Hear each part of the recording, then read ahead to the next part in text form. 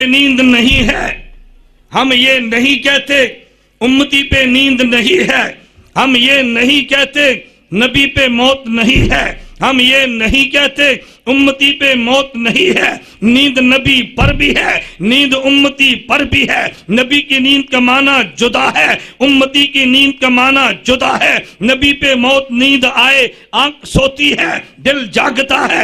امتی پہ نیند آئے آنکھ بھی سوتی ہے، دل بھی سوتا ہے۔ نبی پر موت ہے، امتی پر بھی ہے، لیکن امتی پر موت آئے ظاہر پر بھی ہے، باطن پر بھی ہے۔ نبی پر موت آئے تو ظاہر میں موت ہے، قلب اطر میں حیات ہے۔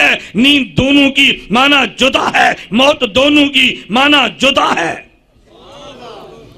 یہی وجہ ہے نا، توجہ رکھنا، یہی وجہ ہے چونکہ نبی کی نیند جدا، امتی کی نیند، نبی اور امتی کی نیند میں فرق ہے، تو امتی اور نبی کی موت میں بھی فرق ہے نا۔ کہو گے فرق کہاں لکھا ہے؟ میں کہتا ہوں قرآن میں لکھا ہے۔ کہاں لکھا ہے؟ بولو نا، کہاں لکھا ہے؟ قرآن میں لکھا ہے۔ وہ جی کہاں لکھا ہے؟ میں نے کہا وہی آیت جو پڑھ کے تو قوم کو گمراہ کرتا ہے، اسی آیت میں۔ وہ جی وہ کون سی آیت؟ انک میتن، توجہ، انک میتن وانہم میتون، اسی میں لکھا ہے۔ یہ تحقیق میری نہیں ہے، بانی دارالعلوم دیوبند مولانا قاسم نانوتوی کی ہے۔ آب حیات اٹھا، فرمائے امتی کی موت الگ ہے، نبی کی الگ ہے۔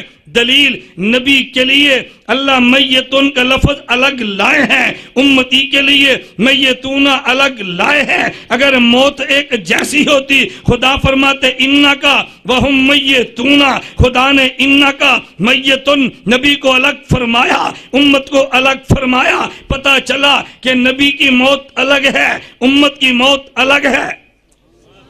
امت کی موت الگ ہے۔ آپ کہیں گے جی الگ کیسے ہے؟ بتاؤں؟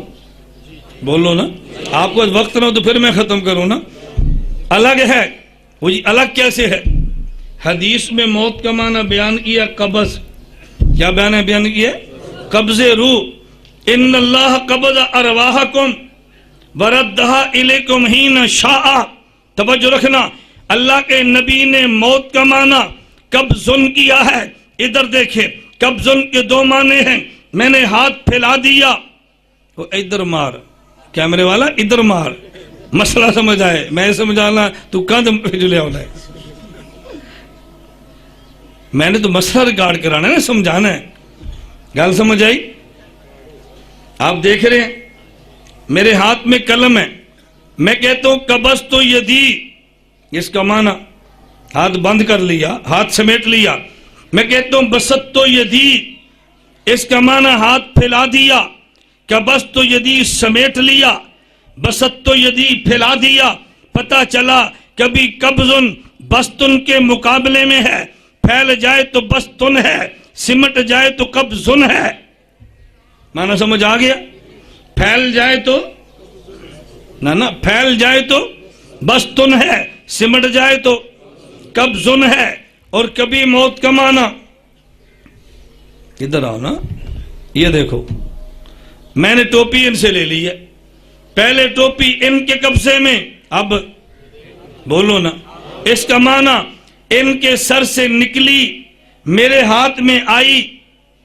توجہ، پہلے ہاتھ پھیلایا، اب میں نے سمیٹا، پہلے ان کے پاس اب میرے پاس۔ کبھی قبضن کا معنی پھیلی چیز سمٹ جائے، کبھی قبضن کا معنی ایک سے نکل کے دوسرے کے پاس چلی جائے۔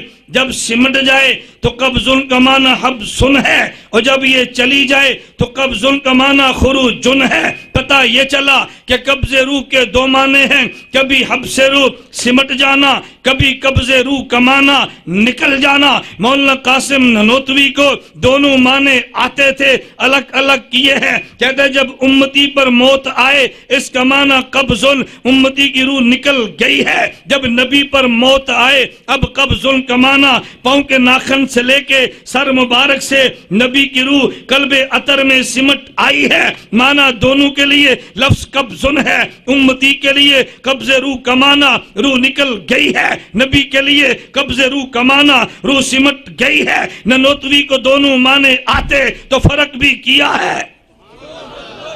نہیں سمجھے؟ اب گل سمجھ آئی؟ کب ظلم کمانا سمٹ جانا، کب ظلم کمانا نکل جانا۔ امتی پر موت ہے تو روح نکل گئی ہے، اور نبی پر موت ہے تو روح بولنا روح سمٹ گئی ہے۔ توجہ، امتی پہ نیند آئے تو ظاہر پر بھی ہے، دل پر بھی ہے۔ نبی پر نیند آئے آنکھ پر ہے، دل پر نہیں ہے۔ اس کا معنی یہ ہے کہ نبی اور امتی کی نیند جدا ہے، نبی اور امتی کی موت جدا ہے۔ تجھے یوں نہ سمجھ آئے تو وہ بخاری کی روایت ایک پڑھتا ہے، میں بخاری کی دونوں پڑھنے لگا ہوں۔ صحیح بخاری میں ہے، رسول اللہ تشریف دنیا سے لے گئے، تشریف فرما ہے، صحابہ کرام نے کہا حضور پہ موت آ گئی ہے۔ حضرت عمر بن خطاب نے کہا نانا حضور پہ موت نہیں آئی، حضور زندہ ہے۔ عمر کون ہے کہ جن کے بارے میں قرآن نے اعلان کیا ان اللہ جعل الحق علی لسان عمر وقلبہ، عمر بولتا بھی ٹھیک ہے، عمر سوچتا بھی ٹھیک ہے۔ عمر کی سوچ یہ ہے نبی پہ موت نہیں ہے، صحابہ کی سوچ یہ ہے عمر پہ موت ہے، نبی پہ موت ہے۔ یہ بھی بخاری میں، ذرا دوسری حدیث سننا، صحیح بخاری میں ہے، حضور پاک سوئے پڑے ہیں، ایک فرشتے نے کہا سو گئے ہیں، دوسرے نے کہا نہیں نہیں جاگ رہے ہیں۔ اللہ کے نبی نے فرمایا دونوں ٹھیک کہتے ہیں، ایک نے کہا سو رہے، ایک نے کہا جاگ رہے۔ صحابہ نے کہا موت آ گئی، حضرت عمر نے فرمایا نہیں زندہ۔ اللہ کے نبی فرما رہے ہیں یہ جس نے کہا حضور سو رہے یہ بھی ٹھیک ہے، جس نے کہا جاگ رہے یہ بھی ٹھیک ہے، جس نے کہا سو رہے اس کی نگاہ نبی کی آنکھ پر ہے، جس فرشتے نے کہا جاگتے ہیں اس کی نگاہ نبی کے دل پر ہے، آنکھ پر نیند ہے، دل میں بیداری ہے۔ صحابہ نے کہا موت ہے، ان نے نبی کی آنکھ دیکھی، عمر نے کہا حیات ہے، اس نے نبی کا دل دیکھا۔ ظاہر پر نیند ہے، دل میں بیداری ہے، ظاہر پر موت ہے، قلب عطر میں حیات ہے۔ یہ ننوتوی کا نظریہ، عمر کا نظریہ، بتاؤ نا کن کا نظریہ؟